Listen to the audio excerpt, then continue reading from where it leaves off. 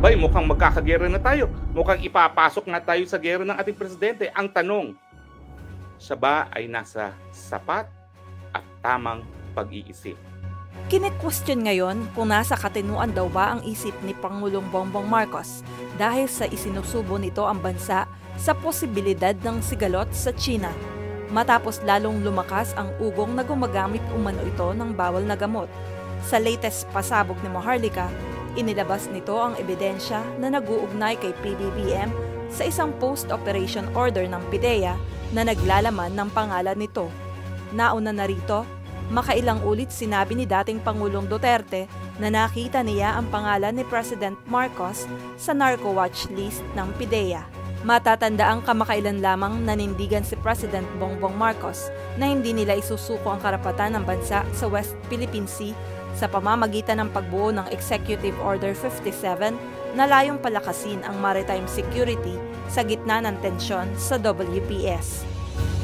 Habang tayo ay naabala dyan sa ayungin at usaping West Philippine Sea, abay, nawindang kami kaninang umaga dahil haya na si Maharlika.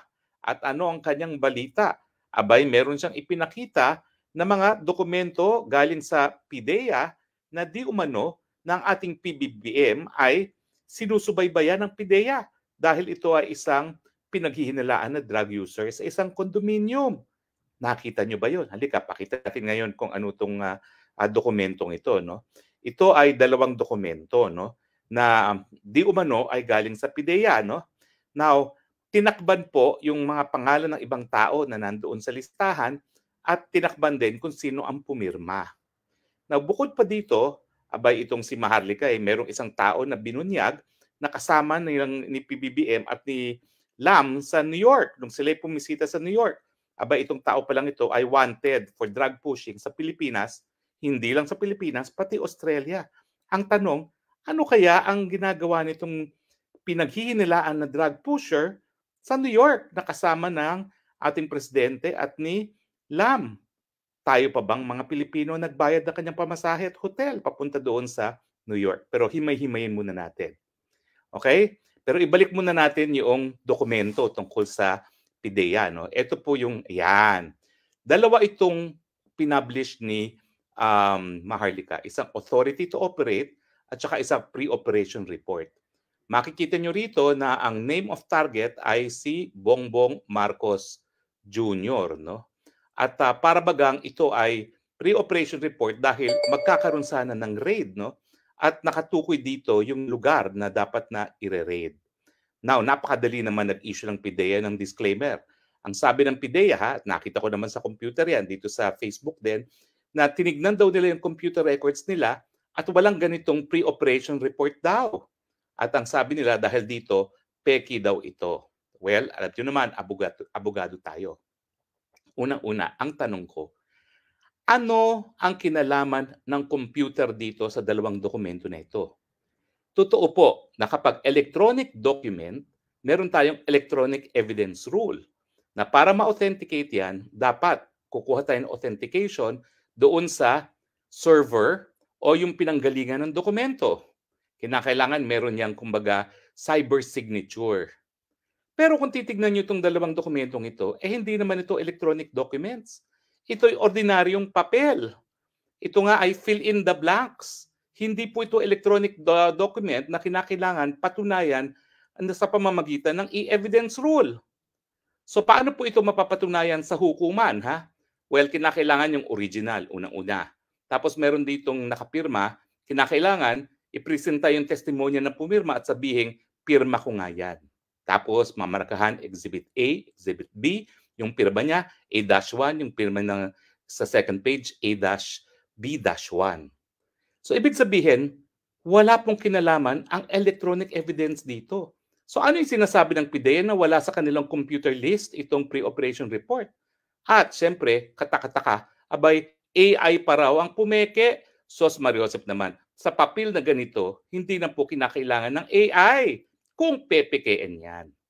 Pero kung PPKN naman yan, bakit pre-operation report yan? Kung PPKN yan at sisirain ng presidente, dapat sinabi na dito, confirm at hindi lang pre-operation report. So, Ano naman ang dapat tingin natin sa PIDEA na denial? Well, unang-una, ang denial ay mali kasi ang ini-invoke nila e-evidence rule, electronic evidence rule. Hindi naman applicable ang e-evidence rule. Ang applicable lang dito, nasaan ang original at sino yung pumirma at paninindigan ba ng taong pumirma. Pwede nang gamitin yan sa hukuman. Now, sige, tanggalin na natin yan nang makita nyo naman ang mukha ko dahil nakakasawa na yung dokumentong yan. No? Pero ang punto, mga kaibigan, wala naman tayo sa korte. Tayo po ay nasa korte ng public opinion. Hindi naman maghuhusga ang West kung yan ay tatanggapin dahil hindi naman sila nasasakdal sa kahit anong kaso. So, ang mga tao dapat hindi masyadong technical.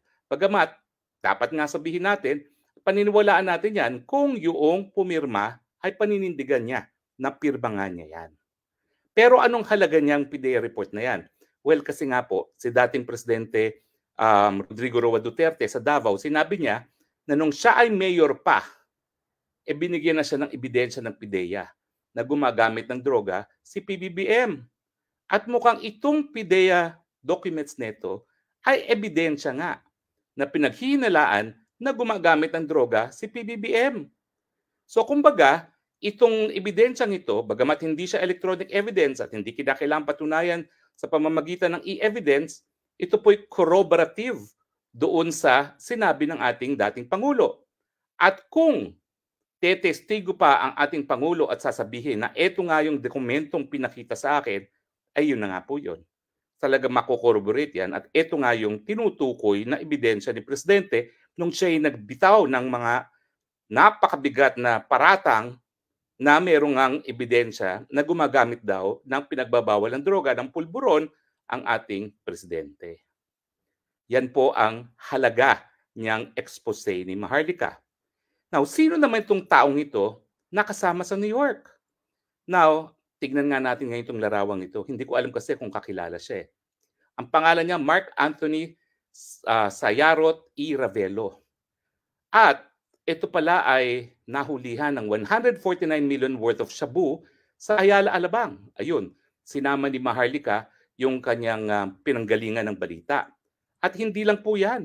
Abay, meron pa palang kaso itong taong ito sa Australia dahil siya ay nadawit doon sa mga Australian dog holes, yung mga nagpapasok ng droga sa Australia. Pero ang katakataka, tignan niyo yung larawan.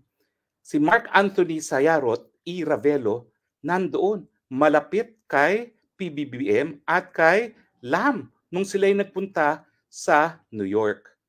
Hindi ako sigurado pero yung nakaitim po, yung wala pong buhok, mukhang yan po ay isang congressman. Pero kung matitignan nyo po, hindi naman nagpapapicture lang itong si Mark Anthony Sayarot. Kung hindi, parang kasama talaga siya ni PBBM at ni Lam. So ang tanong, unang-una, ano ang ginagawa ng isang pinaghihinalaan na drug pusher, hindi lang sa Pilipinas, kundi sa Australia, kasama ng Presidente at ng First Lady sa isang opisyal na trip sa New York? Pangalawa, kabahagi ba talaga siya ng Philippine delegation? At tayo nga ba ang nagbayad ng kanyang pamasahe at ng hotel dyan sa New York? Bakit naman natin babayaran ang hotel at pamasahe ng isang pinaghihinalaang drug pusher? At syempre, may mga balita naman inattach si Maharlika dyan, dapat tignan natin kung ano na nangyari sa mga kasong yan. Kung siya ba ay napatunayan ng guilty or not guilty, pero bago lang po itong mga kasong ito eh. Kasi itong larawan naman ito, nung 1 taon lang. Naalala nyo naman yan po ay wala pang 6 na buwan, o parang pangatlong buwan pa lang ng ating presidente, mula nung siya nanumpa bilang presidente, ay nagpunta na ng New York. Anong nakakabahala dito sa dalawang expose ni Maharlika? Si Maharlika kasi sa mulat-mula sinasabi, pulburonic ang PBBM. Gumagamit daw ng pulburon. Sinabi rin po yan ni dating Presidente Duterte. Ngayon, lumabas ang dokumento, well, syempre, tinatanggi nila at pinasisinungalingan, pero ang basehan ng kanilang pasisinungalingan ay hindi naman tama dahil hindi naman siya electronic evidence. Now, sa tingin ko, kaya tinanggal naman ni Maharlika yung pangalan ng pumirma doon sa dokumentong yon kasi nga, naku, baka mamaya magurgur kung sino man ang pumirma noon. Dahil nakasalalay sa kanyang testimonya na yung pirmang yun ay pirma nga niya para po mapatunayan yung authenticity ng dokumento na yan. At syempre, pag nakakakita ka naman ng drug pusher na kasama ni PBBM, bakit? Syempre ang isipin nyo, sinong sinusuplayan ng drug pusher? Well, wala naman akong conclusion dyan. Bahala na kayong maghusga, bahala na kayong magkaroon ng paninindigan, pero sa tingin ko, dumarating na ang panahon na masisiwalat ang katotohanan kung nasa tamang isipan ba ang ating presidente. At importante po yan ha, sa usapin ng West Philippine Sea, abay mukhang magkakagera na tayo, mukhang ipapasok na tayo sa gera ng ating presidente. Ang tanong, siya ba ay nasa sapat at tamang pag-iisip? Hindi ko po alam. Pero tayong lahat, ng mga mamamayan ng Pilipinas, ayon po sa 1987 Constitution, meron tayong karapatan na makakalap ng impormasyon sa mga bagay-bagay na nakakaapekto sa ating pang-araw-araw na buhay. Freedom of information. At siyempre, yung estado ng pag-iisip ng isang presidente, lalong-lalo na sa panahon na mukhang kinakaladkad tayo sa gera, siya ba ay nasa tamang pag-iisip?